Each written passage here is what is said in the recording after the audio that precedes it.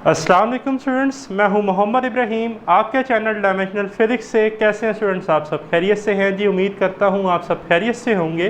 Students, आज हम discuss करने वाले हैं class 11 physics chapter number 2 vector and equilibrium का last topic conditions of equilibrium. Students, आज हम देखेंगे इक्विलिब्रियम क्या है, कंडीशंस ऑफ इक्विलिब्रियम क्या होती हैं, फर्स्ट कंडीशन क्या है, सेकंड कंडीशन क्या है, सेकंड कंडीशन की ज़रूरत क्यों पेश आई, फर्स्ट कंडीशन और सेकंड कंडीशन जब दोनों फुलफिल हो जाती हैं तो फुल कंडीशन जो है इक्विलिब्रियम की वो क्या है, स्टैटिक इक्विलिब्रियम, डायनामिक इक्विलिब्रियम, ठीक है जी, लीनियर इक्विलिब्रियम या रोटेशनल इक्विलिब्रियम क्या होते हैं, ये सारा कंटेंट आज हम इस वीडियो लेक्चर में स्टूडेंट डिस्कस करेंगे।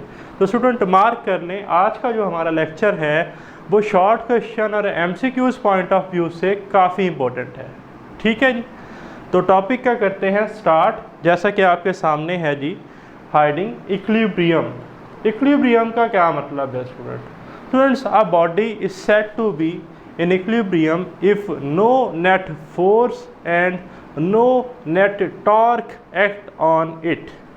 बच्चों याद रखिएगा, कोई बॉडी कंप्लीट इक्विलिब्रियम में तब होती है जब उस पर लगने वाली तमाम फोर्सेस का सम ज़ीरो हो या तमाम टॉर्क्स का सम क्या हो, ज़ीरो हो।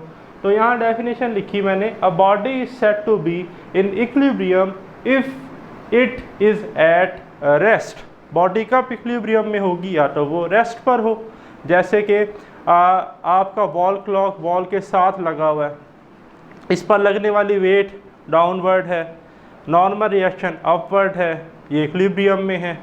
कोई बुक आपकी टेबल पे पड़ी हुई है, वो किस में? इक्विलिब्रियम पे, रेस्ट की स्टेट में है, बिकॉज वो सराउंडिंग के मुताबिक अपनी पोजीशन चेंज नहीं कर रही। सेकंड क्या है कि a body said to be in equilibrium if is at moving with uniform velocity. Uniform velocity का केस, कोई कार है स्टूडेंट, यूनिफॉर्म स्पीड से यूनिफॉर्म वेलोसिटी से मूव कर रही है। एक पैराट्रॉपर है जो terminal velocity minimum constant velocity से वर्टिकली डाउनवर्ड आ रहा है। ठीक है, तो पैराट्रॉपर की वेलोसिटी भी क्या है? कांस्टेंट है, तो हम कहेंगे कि ये इक्विलिब्रियम में है। तो इक्विलिब्रियम के लिए कंडीशन क्या है? या तो बॉडी रेस्ट में हो, रेस्ट में तब होगी जब उस पर लगने वाली तमाम फोर्सेस का सम ज़ीरो हो या लगने वाले तमाम टास्क ज़ीरो हो, या क्या है, यूनिफॉर्म वेलोसिटी से मूव करे। जब यूनिफॉर्म वेलोसिटी से मूव करेगी तब भी लगने वाली तमाम फोर्सेस ज़ीरो होंगी, लगने वाले तमाम टास्क क्या होंगे? ज़ीरो होंगे। अब है types of equilibrium. Students, there are two types of equilibrium. Short question भी आ जाता है अक्सर एडिशनल, और एमसीक्यूज में भी पूछा जाता है कि इक्विलिब्रियम की कितनी टाइप्स हैं। There are two types of equilibrium, static equilibrium and dynamic equilibrium. Static equilibrium क्या होता है जी? If a body is at rest then it's said to be static equilibrium. कोई बॉडी रेस्ट में है तो वो स्टैटिक इक्विलिब्रियम है। जैसे मैंने आपको बुक की एग्जांपल दी, ये एक टेबल है, इस पर ये बुक रखी हुई है, लेट्स से जी फिजिक्स की बुक है, जिसका वेट क्या है? डाउनवर्ड mg, और उस पर लगने वाला रिएक्शन क्या? अपवर्ड। अब इन दोनों फोर्सेस ने एक दूसरे को क्या किया हुआ है? बैलेंस। तो लगने वाली नेट फोर्स क्या है? ज़ीरो है। तो हम कहेंगे बॉडी किस कंडीशन में है? स्टैटिक इक्विलिब्रियम की। इसी तरह सेकंड है स्टूडेंट डायनामिक इक्विलिब्रियम।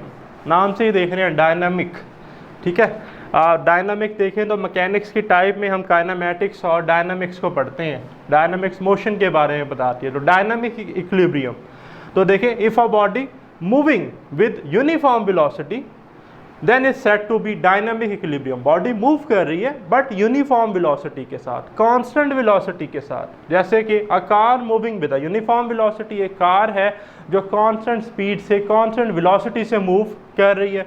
या velocity of a paratrooper, terminal velocity of paratrooper, parachute open किया हुआ है और ये पर्सन कहाँ आ रहा है? डाउनवर्ड। v कांस्टेंट है, v कांस्टेंट है, तो बच्चों एक्सेलरेशन तो होता है हमारे पास delta v over delta t। तो कांस्टेंट वैल्यू में कोई चेंज ही नहीं आएगा, एक्सेलरेशन ज़ीरो। तो बच्चों अगर एक्सेलरेशन ज़ीरो तो इस पर लगने वाली नेट फोर्स भी क्या हो जाएगी? ज़ीरो, क्योंकि नेट फोर्स होती है F इक्वल टू m में। ठीक है जी, तो इसे हम कहते हैं डायनामिक इक्विलिब्रियम, अगर बॉडी की वेलोसिटी क्या हो? कांस्टेंट हो। फिर है स्टूडेंट्स हमारे पास कंडीशन ऑफ इक्विलिब्रियम। स्टूडेंट्स, आपने ये 9th में भी पढ़ा है, turning effect of force, chapter number 4 का लास्ट टॉपिक था कंडीशंस ऑफ इक्विलिब्रियम। और अब हम यहाँ भी पढ़ने वाले हैं, थोड़ा सा फ़र्क है डेफिनेशन में, क्योंकि वहाँ पर हमने स्केलर और वेक्टर को इतनी डिटेल में नहीं पढ़ा था, बट चैप्टर 2 में फर्स्ट ईयर में हमने स्केलर और वेक्टर को बड़ी डिटेल में डिस्कस किया। तो डेफिनेशन में थोड़ा सा चेंज है, सेम कंडीशन है। पहली कंडीशन क्या है? फर्स्ट कंडीशन, या इसे हम कहते हैं इक्विलिब्रियम ऑफ फोर्सेस। अब फर्स्ट कंडीशन क्या होती है? फर्स्ट कंडीशन की स्टेटमेंट है vector sum of all forces acting on a body must be a null vector. देखिए मैं कह रहा था ना थोड़ा सा चेंज है, वो चेंज इसी का है, नल वेक्टर का। वहाँ हम कहते थे कि फोर्सेस का सम जीरो है, मैग्नीट्यूड की फॉर्म में बात करते थे, बट फोर्स एक वेक्टर क्वांटिटी है, तो नेट फोर्स जब जीरो होगी तो उसकी कोई ना कोई डायरेक्शन होगी, तो हमने इसलिए लिखा null vector. Vector sum of all the forces acting on a body must be a null vector. अब ये एक बॉक्स है, लेट से एक फोर्स इसके लग रही है राइट साइड पे। याद रखिएगा राइट साइड पर लगने वाली फोर्सेस जो हैं ये हम पॉजिटिव लेंगे। लेट से बच्चों ये 10 न्यूटन की फोर्स है, और राइट वाली पॉजिटिव है, तो लेफ्ट वाली फोर्सेस हम क्या लेंगे? नेगेटिव। तो ये वाली नेगेटिव 10 न्यूटन की क्या है बच्चों? Force F2। ठीक है जी, ये कन्वेंशन है, अगर आपने राइट पॉजिटिव ली है तो नेगेटिव वाली लेफ्ट होगी, अगर पॉजिटिव वाली क्या है अपवर्ड, अपवर्ड पॉजिटिव है तो डाउनवर्ड वाली नेगेटिव ले लेंगे। ठीक है, तो नेट फोर्स क्या होगी? 0। तो 10 माइनस 10 आंसर क्या आ जाएगा? 0। तो ये बॉक्स किस स्टेट में होगा फिर? भाई इक्विलिब्रियम की। क्यों? क्योंकि इस पर लगने वाली नेट फोर्स जो है वो किसके बराबर आ रही है? नल वेक्टर के। तो देखेंगे यही लिखा है summation F is equal to 1 null vector. O के ऊपर वेक्टर है तो ये नल वेक्टर है। अगर बच्चों ये फोर्सेस को प्लेनर हैं, अब पेपर में MCQ आ सकता है, शॉर्ट क्वेश्चन आ सकता है, व्हाट इज मीन बाय को प्लेनर फोर्सेस? को प्लेनर, को मीन सेम, प्लेनर प्लेन से आया, सेम प्लेन, ऐसी फोर्सेस जो सेम प्लेन में लाई करती हूँ। ये मेरा रूम जो है ये 3D कोऑर्डिनेट सिस्टम है, एक्स एक्सिस है, वाई एक्सिस है, जेड एक्सिस है। अब इस कोऑर्डिनेट में जो फोर्सेस लाई करेंगी F of x, F of y, F of z है स्पेस में, तो वो क्या है? कोप्लेनर। अगर 2D प्लेन है, 2 डायमेंशनल प्लेन है, तो प्लेन में हमने पढ़ा कि फोर्स के दो म्यूचुअली परपेंडिकुलर इफेक्टिव कंपोनेंट होते हैं, F of x, F of Y. तो एफ ऑफ एक्स और एफ ऑफ वाई क्या है? कोप्लेनर फोर्सेज हैं। ठीक है, तो तब जब ये कोप्लेनर फोर्सेज हैं, मीन एक ही प्लेन में लाई करती हैं, तो समेशन एफ ऑफ एक्स 0 होगा और समेशन एफ ऑफ वाई भी क्या होगा? 0। यानी कि समेशन एफ ऑफ एक्स अगर वेक्टर है तो नल वेक्टर, और summation F of Y vector है तो नल वेक्टर हमें मिलेगा।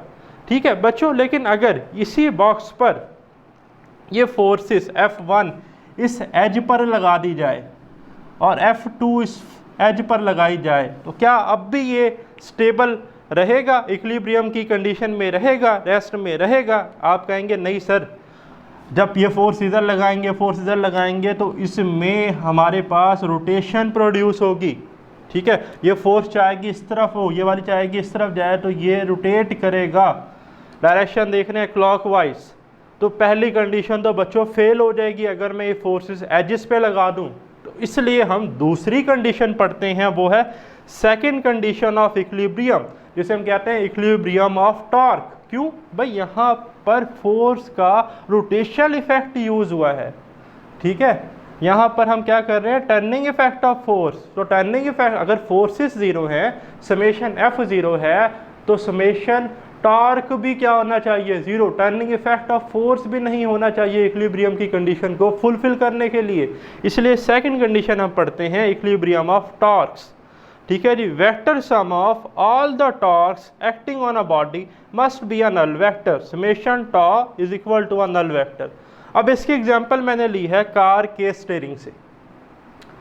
कार का स्टीयरिंग है जी, एक फोर्स है F2 जिसका पोजीशन वेक्टर है R2 अपवर्ड लग रही है, एक फोर्स है बच्चों F1 जिसका पोजीशन वेक्टर है R1 कहाँ लग रही है? डाउनवर्ड।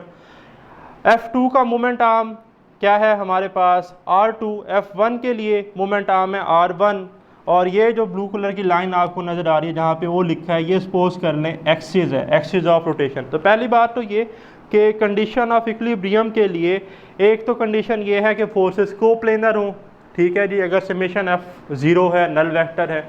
दूसरी ये है कि टॉर्क के लिए हमें कोई भी आर्बिट्रेरी एक्सिस का होना लाजमी है, एक्सिस हमने लाजमी चूज़ करना है। ठीक है, तो ये मैंने एक्सिस चूज़ किया, तो R1 प्लस R2 ये टोटल जो है बन जाएगा कपल आर्म। कार के स्टीयरिंग पे कपल ही लग रहा है ना, 2 equal and opposite forces perpendicular to each other, अब देख भी रहे हैं, by moment arm, separated by moment arm R. तो अब लेट से ये जो F1 वाली फोर्स जिसका टॉर्क है टॉर्क 1 R1 क्रॉस F1, और ये जो F2 वाली फोर्स है इसका टॉर्क है टॉर्क 2 R2 क्रॉस F2। अब समेशन टॉर्क क्या होना चाहिए सेकंड कंडीशन के मुताबिक 0। तो प्रिंसिपल ऑफ मोमेंट्स यही कहता था कि sum of clockwise moment must be equal to the sum of anti clockwise moment, बराबर होंगे तो एक दूसरे को क्या कर देंगे, कैंसिल, ऑपोजिट डायरेक्शन की वजह से। तो सेकंड कंडीशन क्या है कि vector sum of all the torques acting on a body must be a null vector. तो पहली condition summation F be a null vector, second condition summation torque be a null vector. अब पढ़ लेते हैं कि बॉडी कंप्लीट इक्विलिब्रियम में कब होगी। देखिए मैंने कहा था अगर ये एजिस पे लगेगी तो रोटेशन होगी। अब हमने सेकंड कंडीशन में निकाल ली कि समेशन टॉर्क की क्या कर दें, नल वेक्टर, तो ये दोबारा किस में रहेगी, इक्विलिब्रियम में। तो कंप्लीट इक्विलिब्रियम के लिए दोनों कंडीशन का सेटिस्फाई होना लाजमी है, फर्स्ट भी और सेकंड भी। तो आगे देखें कंडीशन 4 कंप्लीट इक्विलिब्रियम। अब बॉडी कंप्लीट इक्विलिब्रियम में कब होगी, अब body set to be in a complete equilibrium if both condition are satisfied.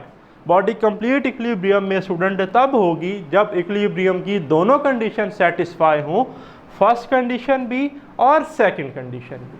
ठीक है जी, कैसे भाई, देखिए फर्स्ट कंडीशन थी summation F is equal to 0। अब मैथ तो किसी बॉडी का 0 हो नहीं सकता है, F is equal to M में होता है, तो इसका मतलब कि लीनियर एक्सेलरेशन 0 होनी चाहिए। ठीक है, सेकंड कंडीशन थी summation torque is equal to 0। अब ये बच्चों आप चैप्टर नंबर 5 सर्कुलर मोशन में पढ़ेंगे, torque is equal to I alpha. इससे हम न्यूटन सेकंड लॉ कहते हैं in term of rotational motion और angular motion. I moment of inertia होता है और अल्फा जो है ये हमारे पास एंगुलर एक्सेलरेशन होता है, torque is equal to I alpha. तो मोमेंट ऑफ इनर्शिया 0 हो नहीं सकता, एंगुलर मैथ है, तो अल्फा को 0 होना चाहिए। तो जब टॉर्क 0 होगी तो इट्स मीन कि एंगुलर एक्सेलरेशन क्या है, 0 है। तो आप ऐसे भी कह सकते हैं कि a body is set to be in complete equilibrium if the linear acceleration as well as angular acceleration are 0।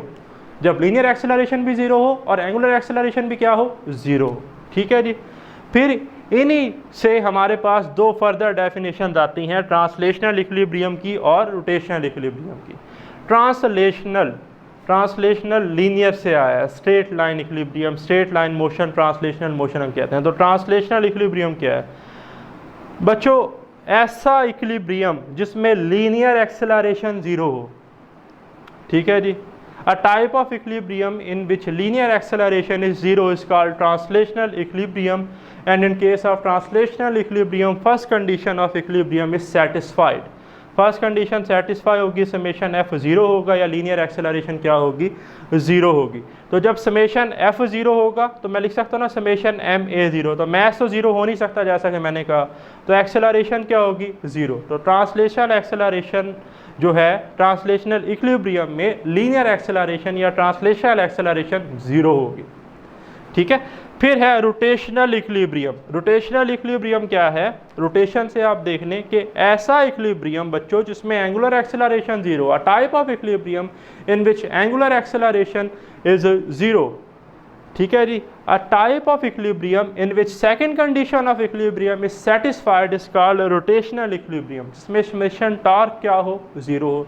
तो समेशन टॉर्क तब 0 होगा जब समेशन आई अल्फा 0 हो। ये चैप्टर 5 में पढ़ेंगे हम आई अल्फा। ठीक है, आई मोमेंट ऑफ इनर्शिया और अल्फा क्या है, एंगुलर एक्सेलरेशन। तो मोमेंट ऑफ इनर्शिया एंगुलर मैथ 0 नहीं हो सकता, I is equal to m r square इसका फार्मूला होता है। तो अल्फा क्या होगा, 0। तो रोटेशनल इक्विलिब्रियम के लिए कंडीशन ये है कि एंगुलर एक्सेलरेशन 0 हो, और ट्रांसलेशनल इक्विलिब्रियम के लिए कंडीशन है कि लीनियर एक्सेलरेशन क्या हो, 0 हो। तो ये था बच्चों हमारा आज का लेक्चर। मिलते हैं जल्द इंशाल्लाह नेक्स्ट वीडियो लेक्चर के साथ। मुझे दें इजाज़त, अल्लाह हाफ़िज़।